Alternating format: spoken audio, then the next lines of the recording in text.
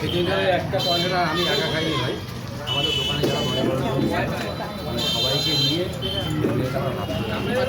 মাংসটা একটা leg piece আমি আচ্ছা আমি একটা ভিডিও ওদের বললাম যে লেগ পিসটা দিয়ে তো ওরা খাস না, এটা আমি এটা ভাবার বিষয় না, 20 টাকা বিরিয়ানি বিক্রি করছে, এটা ভাবার বিষয়।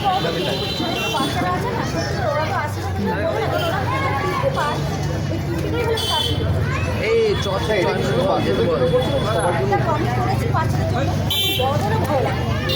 বড়রা কি 20 টাকা দিয়ে খায়?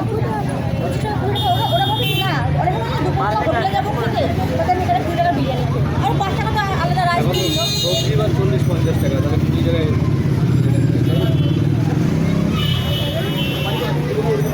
আরে সমাধির দোকানে উজ্জ্বল না কি ব্যাপার? দিদির দোকানে ভাই আসতে পারবে না? আর দিদির দোকানে ভাই তো অবশ্যই আসতে পারে। একদম একদম একদম। তা আজকে ওপেনিং ডেতে কি করছো? খালি কাটবে কি তুমি এখানে?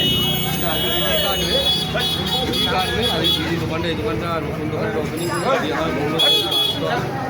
আচ্ছা ওপেনিং এর জন্য তুমি এসছো, দিদির দোকান ওপেনিং এর জন্য তুমি এসছো আজকে এখানে। মানে এটা দিদি নতুন দোকান খুলেছে, ওর জন্য চললাম।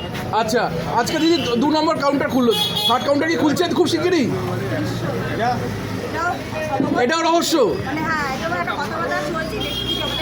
আচ্ছা 25 টাকার দামটা কি এখনো রেখেছো তুমি?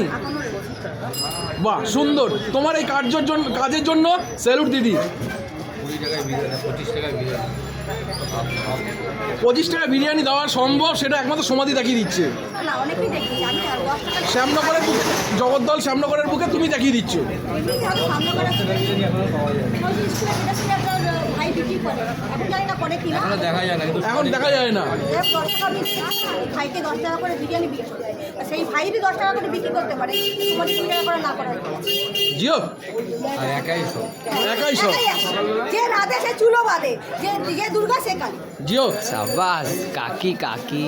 এই যে আমার পেছনে এই শোনো, এই ভিডিওটা নাও ভাই, একটা ভিডিও করো আমার রিকোয়েস্টে।